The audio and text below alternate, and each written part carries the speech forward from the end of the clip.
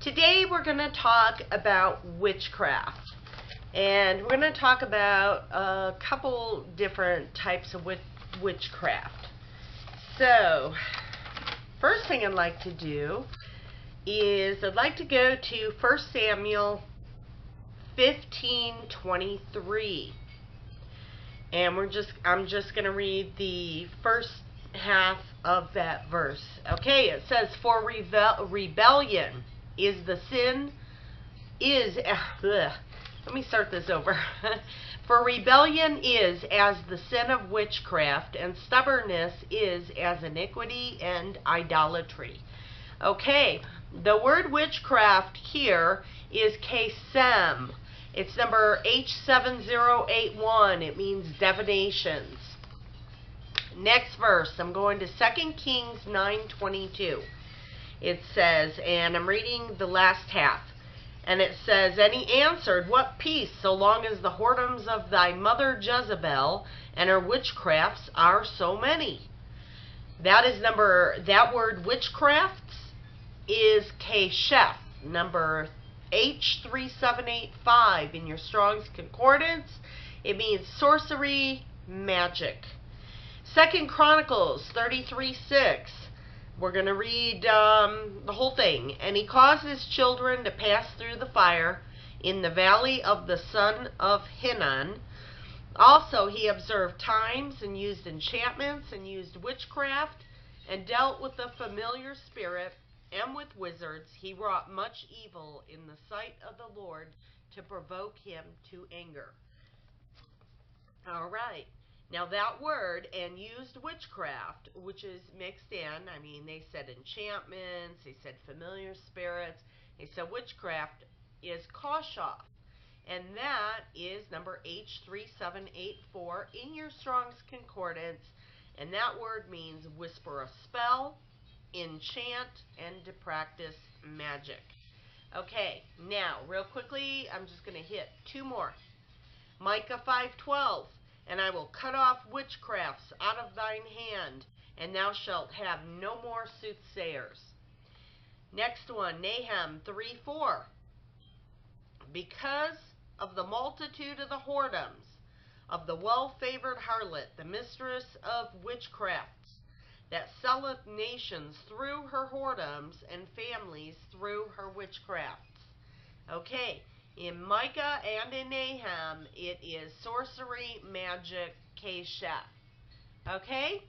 Now, what is witchcraft? Witchcraft is sorcery, it's divination, it's the practice of magic, it's doing enchantments, it's whispering spells, it's using emulations.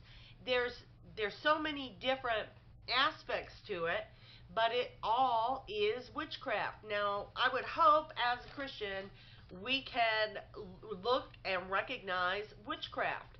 I mean, first of all, there's horoscopes. You know, I've heard other Christian people say, "Well, I read them, but, I don't really believe them. I just read it. I'm just kind of curious," okay? I'm sorry, but that falls under this category of witchcraft. Another thing is some people, they get into numerology. They start playing around with numbers. Now, I'm not talking about the people online that are exposing Illuminati and things like that. There are people that call themselves Christians. I have met them, where they have a book on numerology. They just think it's fun, This is, and they play these little things reading these books, and they don't think much of it. Apparently they do if they're carrying the book with them, right? So, there's different kinds of witchcrafts. Another one is a Ouija board, okay? That's using that planchette and pushing that around over those letters. And that is a very dangerous kind of witchcraft. Even witches won't play with the Ouija board, okay? Because they know, they know that things that are dark come out. Okay. They know it's not a good thing. Also, Anyway, in witchcraft, I mean, there are things that are fairly obvious to us. What about those television shows? You know, with those ghost hunter shows and where these people will set up all these tapes and stuff in a house, and then all of a sudden, you know, one of the people, he will do the speaking for a ghost. What do you think that is? That is witchcraft. And I don't care how curious people are in that, this is blatant witchcraft. Okay? Now, witchcraft does not necessarily mean you have to be a witch to indulge in it. There's people that indulge in it and don't know they're indulging in it. What about kids doing light as a feather, stiff as a board? Okay? You know, I mean, what about Bloody Mary? They do that Bloody Mary thing and look in the mirror. You know, kids, I mean, these are kid things. And it's really weird how it comes up generation after generation. It's like, what adult out there is teaching their kid this so he can teach all his classmates? You know, I don't know. I always wondered about that. Anyway, so I would think that, you know, as a Christian, we would be able to spot witchcraft right away and stay away from it, right? Well, I will say there was a time in my life, and this is the reason why I go into detail on everything when I talk about it, is because you might be that person out there, like I once was, and you may not know some of these things, and you may be questioning some of them. So this was a long time ago. I mean, I haven't had TV in like 7 years, I think, maybe 8. Nah, I think it's been about 7 years. But this is before all that. This is about 14 years ago. I was a Christian. I mean, I've been a Christian. Maybe 14 years ago, I wasn't walking with the Lord the way I should have been. But if you'd asked me, I'd have told you I was a Christian. You know, I knew my Bible. I knew this. I knew all these things I just told you were wrong. I knew not to go to a psychic. I knew not to get palms read or cards read or whatever. I knew this. But there was one thing that caught my attention. You know, I never was a television person, never cared about it much. Once it was for noise, okay, if nothing else. And if I did watch TV, and this is, yeah, about 14 years ago, if I did watch TV, it was like HGTV or, you know, those kind of things. I never was into any, like, dramas or any of that. But I will say that I had come across Montel Williams' show on television, and he used to have a woman on there, and I think it was like every Wednesday or something, and her name was Sylvia Brown. And here I am, I'm a Christian, and it started like, okay, every Wednesday started putting this on, you know, just kind of curious, what the heck is going on? Why does he have a psychic on there? And she would go on there, and she had these big, long, curly fingernails, and she always, I don't know, like pick her teeth with them, I don't know. But she was kind of witchy looking.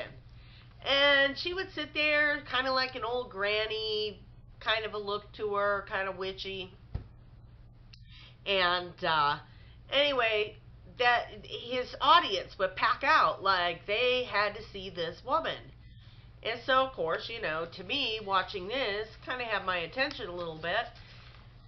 And she would be talking to the audience, and like one person would be, you know, raise her hand, yes, and she, oh, you know, my mother passed away, but I felt like there was something she wanted to tell me.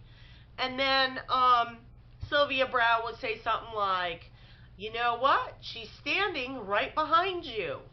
Ta-da!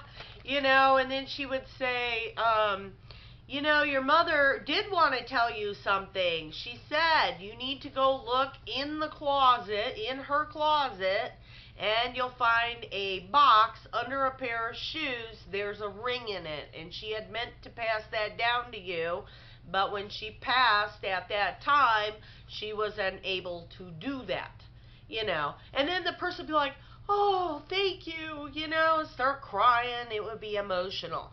Then you have Sylvia Brown up there talking about how she was leading police on these events where they go out and they look for bodies of people that were murdered, and how she'd go out there and she would help the police. And so, watching this, even as a Christian, I knew being a psychic or calling yourself a psychic was wrong.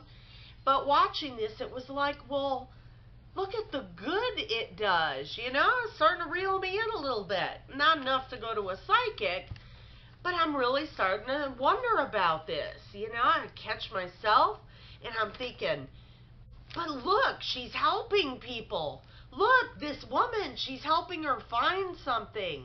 And then Sylvia Brown would be sitting there, and another person would stand up and ask about something else, and she'd tell them exactly where to find it. Like this person would say, I don't know why I'm stuck on the rings, but she would be like, oh, Sylvia, I lost my wedding ring about 2 years ago. I've never been able to find it. And Sylvia Brown would say, well, when you get home, you need to go behind the garage. Just get yourself a metal detector and you'll find it. So, watching this from home on TV, I'm thinking, wow, what could the harm be in that? Look, she's helping people. But then would come the weirdness. Like one lady would stand up and say, Sylvia, who's my spirit guide? Now, that was the first time I think I'd ever heard the word spirit guide in my life. And I'm thinking, what's a spirit guide? And Sylvia would say, well, his name is Edmund. And actually, he's right next to you right now. And I mean, even me, as a Christian, watching this, I'm thinking to myself, well, maybe that's what they're calling guardian angels. I'm just like, what is this? Because I was naive to that, because that was never a part of my life. And it looked good. It looked like there was nothing wrong with it. How could there be something wrong with a person that can tell you things, that can fix your life, help your life, And then you have another person that says that they got something in their house and they don't know how to get rid of it. And she would tell them, I know who's in your house. She would say the name of whatever this ghost was in their house. And she'd say, when you go home, see, you need to tell him to go to the light. So, hearing this stuff, you get the point. It was just kind of like, wow, I don't see anything wrong. Nobody's sitting here with tarot cards. Nobody's sitting here casting spells. She's not standing there looking at a crystal ball or rifling through tarot cards, and I gotta tell you, it puzzled me for a while. I was like, I think I even asked my mom on the phone about this, and it was like, but how could this be wrong? I mean, it had me going for a while. Well, just like all error, the Lord, He's always been there. He's always showed me these things. And it was years later that I happened to be on the internet. But by this point, I was awake.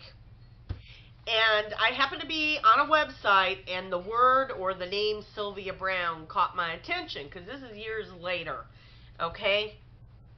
I mean, I never pursued it any further. I'm not a TV person, so I really never kept watching, Montel Williams. And so, anyway, so I find this article, and it could have been on Drudge for all I know, but apparently all these people wanted to sue her for fraud. And so, of course, I had to read the article. I read the article, and they were saying how she had this hotline. It was like $40 a minute. And, the immediate picture goes through my mind is a cartoon where a guy calls a hotline, and I don't know, it's supposed to be like a hot chick hotline, and you see this woman on the other end with curlers in her hair, and she's on the phone, and she's stuttering the whole time, and the whole time she's stuttering, and he's like, are you there? Are you there? You see this little thing up above them this little money thing that keeps flipping numbers, and like cha-ching, cha-ching, cha-ching, as the time is rolling by. And here she's just stuttering on the phone and whatever, and this guy isn't getting apparently whatever it was he called for. Okay, well, that's the same thing going on with Sylvia Brown, I guess. What happened is she had this hotline where supposedly for $40 a minute you could talk to her and you could ask her questions. She was going to give you the answers and all that. So she starts this line, and next thing you know, she's got another woman answering these calls as a psychic. And the people are pissed because they're like, we were wanting to call her, not you. And then next thing you know, Sylvia Brown's got her son on there doing these hotlines. And she's claiming, my son is just as psychic as I am. And then people are mad because they're calling and they're getting put on hold for 2 or 3 minutes and they're getting charged for it. So it was a big old scam and people were upset. You could tell that, this whole thing was really about money. I mean, and really, I think, I don't know what to say about those police chases, but I will say that if a person is accurate and a person is into this, it is demonic entities that are helping them. For instance, if you go to somebody who's reading palms or cards or whatever, and you're single, I mean, the chance is 50-50 if you're single that you're looking for somebody, right? So that's a lucky guess on the part of them. And let's just say this isn't a total fraudster. Let's say this is a person that really is saying things and they really are manifesting. Okay? Well, what is happening is that person is telling you something. You're asking them a question. And this person is saying, you know what? You're going to meet a man in about 30 days. And the man that you're going to meet, you're going to meet him in a public atmosphere. I can see it's a place where people drink coffee. And ding, automatically in your head, you're like, oh, I'm going to go hang out at Starbucks. My man's going to be there. I'm going to meet a guy there.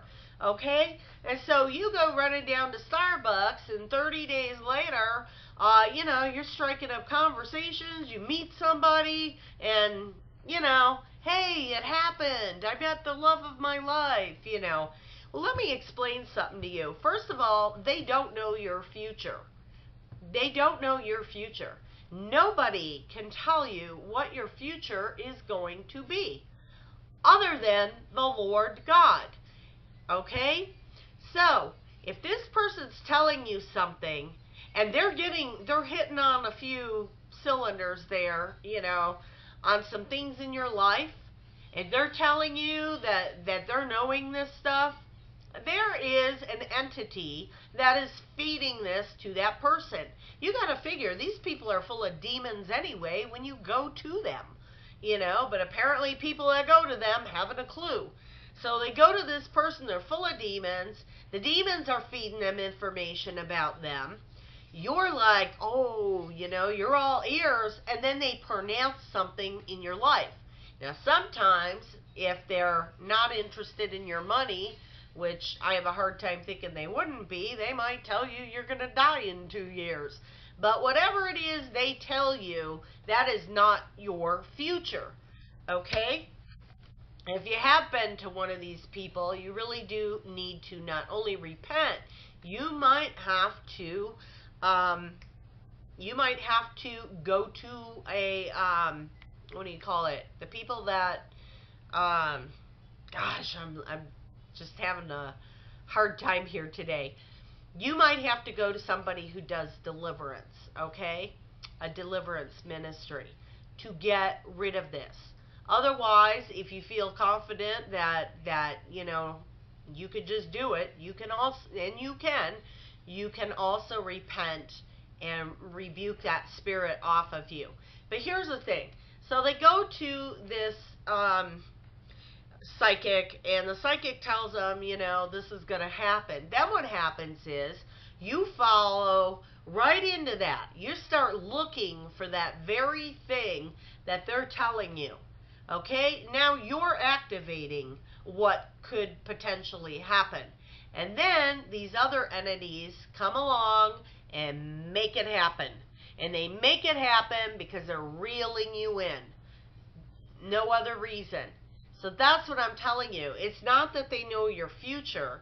It's that they're making a pronouncement on your future, and these things are making that happen.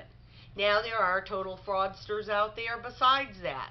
And I'm sure, most people, they're probably sitting there making this stuff up. But for the ones that seem to have a reputation, they have demon spirits in them. And that is what's carrying it out for you. So now, I've already gotten through that kind of witchcraft in the Bible. And that would be any of those things that I just mentioned.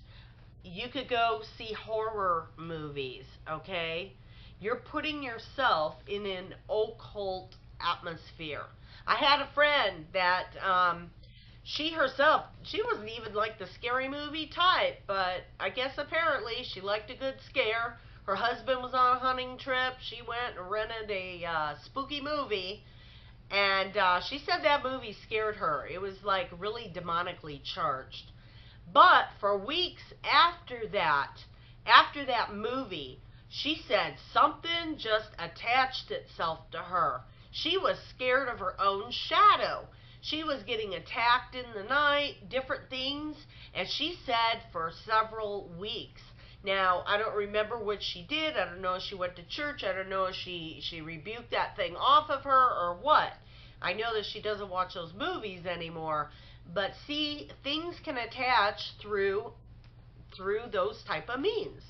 I used to be a horror flick person. I mean, not really. I was never into drama or funny. I always liked things that would give me a scare, and thank God I never had that experience. I would not, that'd be kind of scary to see a movie that would affect you to that degree. Okay, now moving on, let's go to the New Testament, and we're going to talk about a different kind of witchcraft. Okay? Galatians 5:20. Apparently, this is a longer list, and you know what? I'm going to take a look at that. I'm just going to take a look at it and see what the rest of this list is.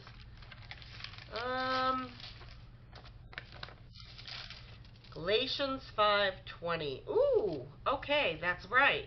This is where we're talking about works of the flesh, fruits of the Spirit is after that. Okay, I think I'm just going to stick with 20 because, yeah, I'm going to stick with 5:20. It says idolatry, witchcraft, hatred, variance, emulations, wrath, strife, seditions, heresies. Okay? Idolatry. We talked about idolatry before. Idolatry is anything that comes between you and God. Okay? It's not just little statues and things. And the Buddhists, they do it. They buy those little Buddha things. They have collections of those. Those are idols. Catholic Church does it. They have icons. They got St. Christopher, Mary. So, anyway, that's all idolatry. And then witchcraft.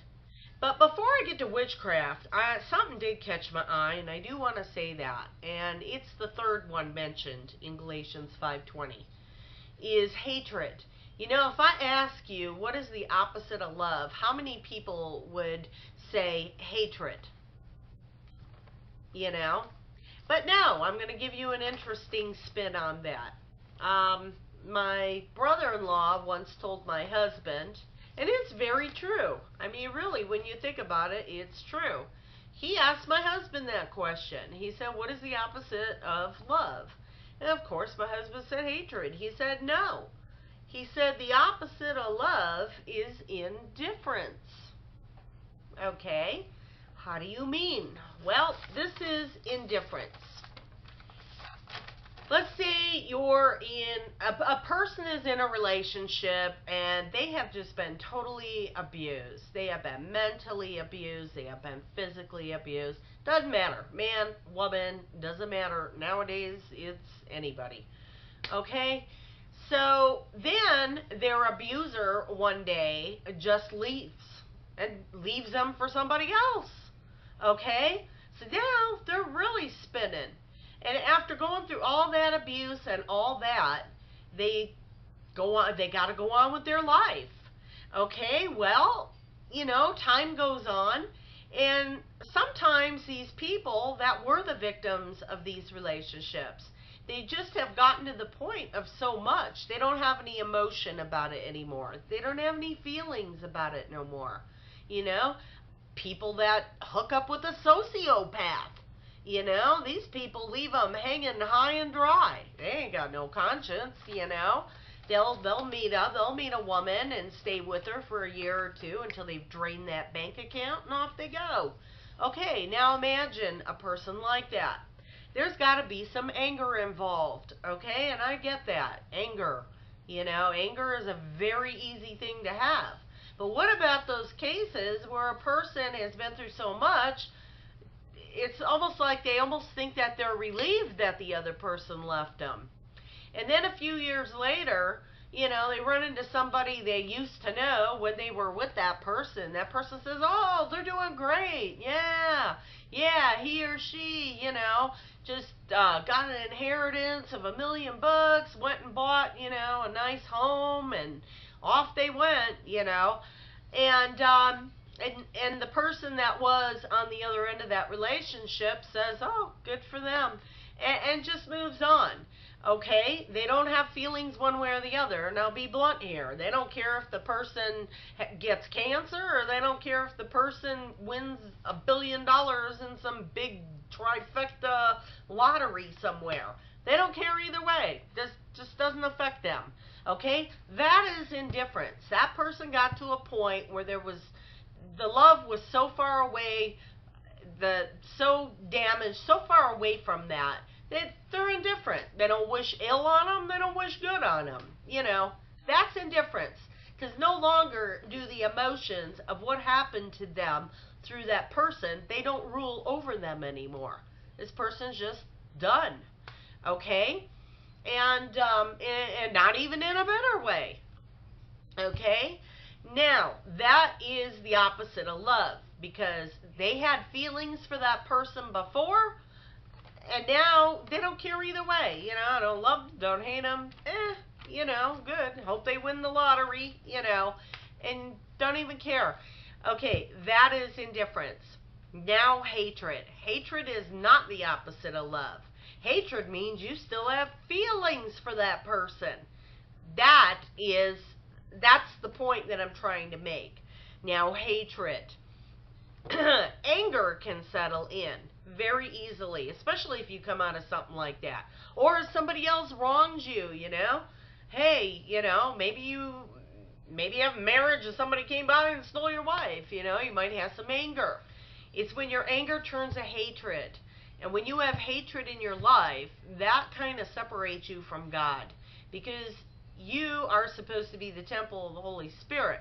If the Holy Spirit cannot dwell in you because you're full of hatred, then and you're harboring this hatred, the Lord can't use you. You're just not usable. And so you need to let go of that hatred. And I've often heard it said that the reason why the Bible says to forgive people is more for you than it is the other person. Okay, I don't subscribe to that thinking. I really don't. I think that people say that to make you feel better. It is true, but that's not why the Bible says it. Okay? It is true because, on the one hand, it's true because if you don't harbor hatred towards someone and you are able to forgive that, even if it takes you time, but you're able to forgive that, then yeah, you are released from the bondage of those emotions. That person has no more rule over you. But the real reason is because so you can open them communications with the Lord. You can't be full of hatred and serve the Lord at the same time. It just gets in the way of it. Okay. So anyway, the point that I was trying to make is hatred is an emotion. Hatred is something you need to get rid of. It will wreck you from the inside out. It will cause illness. It will do things to you that you don't need. You need to learn to forgive people so you can have your communication open with the Lord, and then He can take that thing completely out. Okay? But you have to be willing to be forgiving. Okay, let me look at a couple others of these. We got variance. I don't know what variance is. I'd have to look that up. When I think of variance, I think of inventory. You know, your computer says you got 10 and you only have 2. Emulations, you know, the co-worker that's got the necklace. Let's see if it's a girl or a boy, and does it over the pregnant lady's stomach. Okay. Wrath. I'll tell you what wrath is. Hatred's one step. Wrath is the next step. It's when you're vindictive and you are like getting even with somebody. That's just say even in this instance is a different level of hatred, okay, altogether. And yes, there are people out there like that. And yes, there are people that say they are Christians that are like that. I have met them.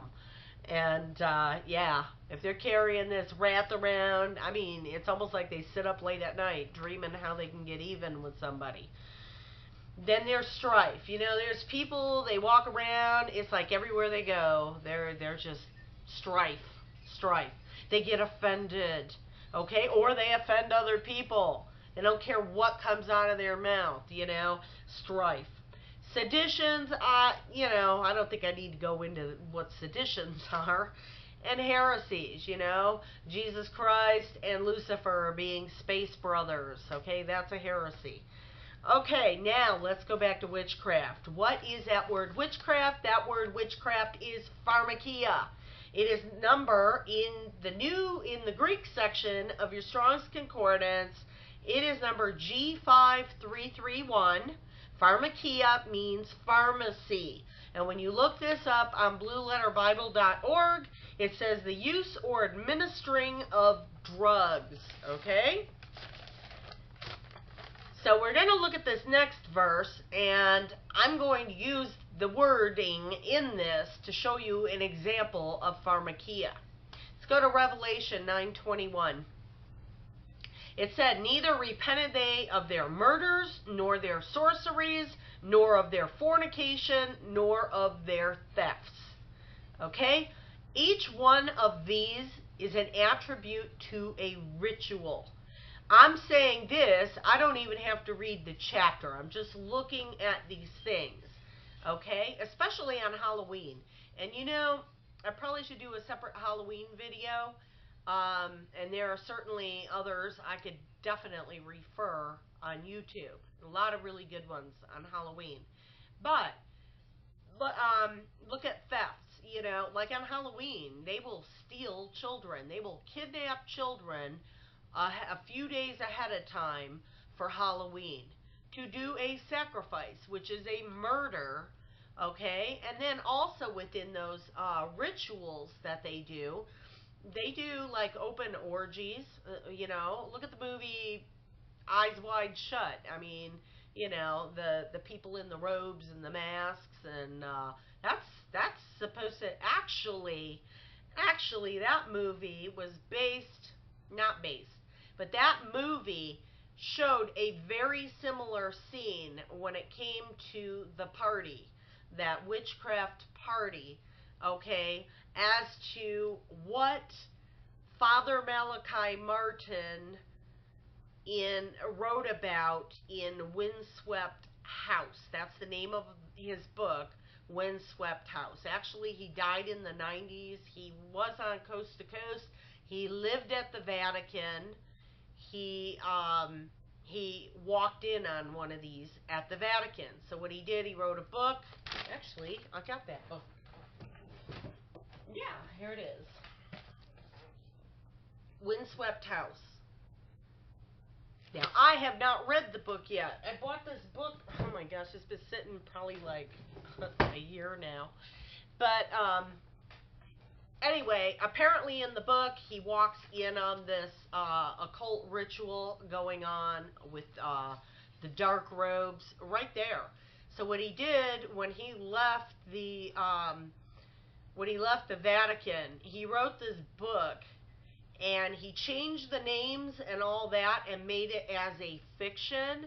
But he went on coast to coast saying, if you knew all the people during that year that lived at the Vatican, by his descriptions in the book, you would know exactly who he's talking about.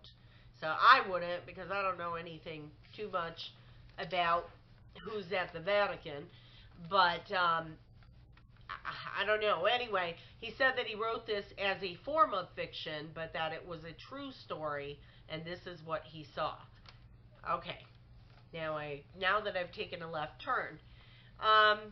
Anyway, that's supposed to be a really good book, and, you know, I got like about 50 good books I have to read, and it seems like I don't have time for them. Okay, now I'm going to move on. Oh, so the word sorceries in this is pharmakia, number G5331, just as the last one. But what it is they will do drugs openly amongst themselves, okay? You know, all these ritualistic things. If you're a Satanist, if you're Wiccan, if you're whatever, they will do some type of mind-altering thing sometimes, I guess, in the rituals. And so this is pharmakia, is when you're using a substance, a mind-altering substance, for the purpose of witchcraft. Okay? Last one. Revelation 18:23, and it says, and the light of a candle shall shine no more at all in thee, and the voice of the bridegroom and of the bride shall be heard no more at all in thee. For thy merchants were the great men of the earth, meaning they were the world leaders. They were the leaders of the earth. Not that they were wonderful, it meant that they were in charge. For by thy sorceries were all nations deceived. Okay?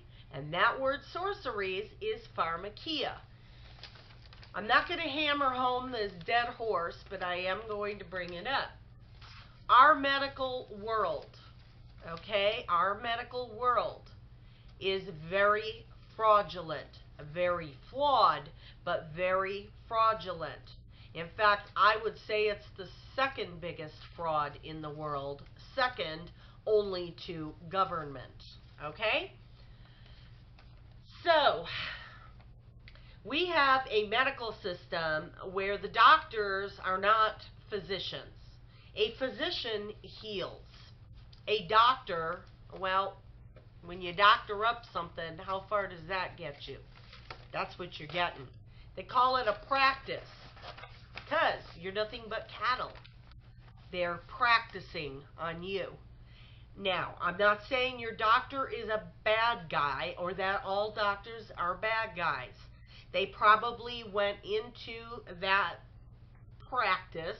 They probably went to school thinking they were going to do one thing, but came out doing another. That is because those that run this planet. This is because of those that are the great men of the earth. They're the ones funding these colleges. And these colleges will teach the curriculum that they are allowed to teach. So if anybody holistic comes by, or anybody with any type of knowledge in any type of field outside of what is traditionally taught in our public colleges, okay, if anybody has those big ideas and they ever hire somebody to teach such, all that funding is going to get pulled. That's just the name of the game. The only way you can go to any type of school for holistic medicine, really, is to go to independent colleges for that. They will not allow that into the regular ones, because traditional medicine is drug pushing. And when these people get into this career, and they believe that they're going to help people. By the time they come out the other end, really all they are legal drug pushers. In fact, they look up the little symptoms on their little app on their phone, and they prescribe you the med that goes to that symptom. It is not about finding what's really wrong with you. That is not what today's medical profession is about. They know. Who is they? They that fund the colleges. They know that if all these doctors do is treat symptoms, they know that they will have a patient forever. Okay? If they treat only symptoms, because there's no money in cures. If they really went after the root problem of why those symptoms are manifesting in you, they lose a customer because they can't keep you on meds. They can't, see, and what they've done is they have become gods. They really have. The medical industry has become a huge god to people. I don't have television, but when I go, if we go to my neighbor's house for a minute and that TV's going, every single commercial is medical. It's either about a new drug, ask your doctor, take charge of your health, ask your doctor about this new blah, blah, blah, And then, it always cracks me up when they talk about, what the side effects are. May cause this, may cause that. You know how they say it like so fast, especially on the radio? They say it so fast you can't understand a word that they're saying, and but you always catch that, may cause death. Okay, that's what it's come down to. It's a very fraudulent industry. And there's times a person needs medication. I mean, if somebody has an accident and they're pain, yeah, they need something to get them through to the other side. But, if a person, every time they have a snivel, they're down there at the doctor's office to see what kind of antibiotics that doctor's going to prescribe, you may want to think twice, about whose hands you're putting your health in. Okay? Another thing, if you're one of those people, you're popping a handful of pills twice a day, or 3 times a day, or whatever it is, you may want to go back and reassess, what am I doing? Do I want to be on pills forever? I mean, and here's the thing. A lot of times people don't want responsibility for themselves. They won't eat right. They sit all day long. They're not doing things that will help them in the long run. And then they go to the doctor, they get a pill, and as long as they take this pill every day, they expect that this thing's just going to keep them going, and then they have no responsibility whatsoever. And you got to ask yourself, am I that person? I mean, seriously, that is putting yourself in somebody else's hands. Also, if a person went in there, let's say they gained a little bit of weight, maybe they lost a little bit of weight, but it happened kind of quickly and nothing changed. They didn't change their eating habits, and they go see the doctor. Chances are that doctor's going to say something like, we need to check your thyroid. Okay? And the next thing you're going to do is prescribe a pill that you're going to have to take every day the rest of your life. And then they're going to tell you to stay away from the things that would correct it. Okay? Oh, you can't have any kelp or seaweed. Nope, can't have that. Need to stay away from this and that. Years ago, for thyroid, a doctor would have given you iodine. He would have told you, you have an iodine deficiency. It doesn't matter if your thyroid is hyper or hypo. He would have told you, you have a deficiency. There's no money in that now. There isn't. And you know what? Honestly, everybody should take iodine. I take iodine too, And, you can get yourself a bottle of Lugol's iodine, L-U-G-O-L-S, iodine, at a health food store. For about $13, $14, you're good to go for about 6 months. and that will regulate your thyroid. Not only will it do that, but it will protect your thyroid from radiation, which is why Fukushima, Chernobyl, whenever these type of events happen, even the small events, they take people within a certain mile radius. The government gives them iodine pills. Why? Because it protects the iodine. And then you find out that the people outside that parameter start coming down because they're living in the same atmosphere. They start coming down with thyroid cancers. I mean, this Fukushima thing, 10 years from when that took place, you're going to see an epidemic of thyroid cancers like you won't believe. Because we're all living within that same atmosphere. Now, I don't know if the Earth is really turning. I mean, that's another subject for another day.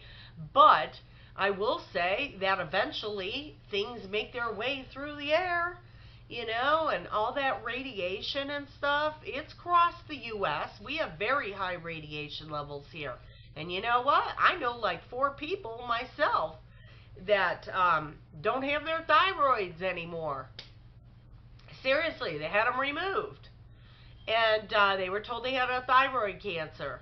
Okay? And this is epidemic. This is something that back in the 70s you didn't hear about. Okay? I don't ever remember people having thyroid cancers. And now there's people getting them all over out here. Okay, now, I don't want to get too far off track. But what I'm saying is it's all about the money. And so, the easiest thing to do, I'm not saying don't go to a doctor. If you go to your doctor and your doctor says, I believe you have a underactive thyroid, tell him, oh, thank you. Okay, so when he goes to prescribe that med, say, oh, no, save your paper. I'm going to go research this. I'm going to go see if there's some type of alternative. And if I can't find anything, I'll be back. That's what you tell them. You don't sit there and go to hit the prescription. Oh, well, I got a problem. Just start popping them. Next thing you know, you're going to have a side effect from that garbage. And he's going to have you on some type of statin for cholesterol. Oh, that's it. Cholesterol is the biggest farce. Oh, that's another topic for another day. Now I'm getting way off track. I probably should do a video just on the false cholesterol statin thing, but let's go back. You get the point, though. We are in a very fraudulent system. Now, we have fraud from everywhere. It's in religion. It's in everything. But the big one, the second biggest, in my opinion, is medical. And they're doing the same thing with our pets. Same thing when you go to a veterinarian now. Now they want to prescribe your pets antidepressants. I've gotten them for my cats years ago. And, and then maybe, I think the last time was about 5 years ago, they went to prescribe me an antidepressant. And I'm thinking, what's going on? Why are they doing this for a cat? My cat ain't depressed. It's just, it's the same. That is another fraudulent industry. And there's so many contradictions to it. You got food making companies that are making the meds for the veterinarian industry. Just like in the medical, you have the pharmaceutical companies buying up the vitamin companies. See where all this is going? This is all about money and greed. They don't want to see you healthy. They want to see you live long enough to make money off of you being ill, and then you die. That's it. That's really all they care about. So, pharmakia is worded sorceries here. But I want to draw your attention to that last part of Revelation 18:23 again. It says, for thy merchants were the great men of the earth. For by thy sorceries were all nations deceived. Okay? And this word sorceries, being pharmakia, I'm telling you right now, is a huge deception. putting aside all the other witchcraft, let me just give you the skinny on this one. What they are doing in the medical establishment, when they keep prescribing you meds and then you get another symptom, they give you another med, and then that causes some other thing, and then they got to give you another med for that. What they are doing is sorcery on you. That's what's going on. So, if you care about your health and you care about yourself, I'm not saying this is every single case. Some people have to be on a certain medication for something. But if you just can't handle your day and you got to go get an antidepressant, you might want to reconsider, you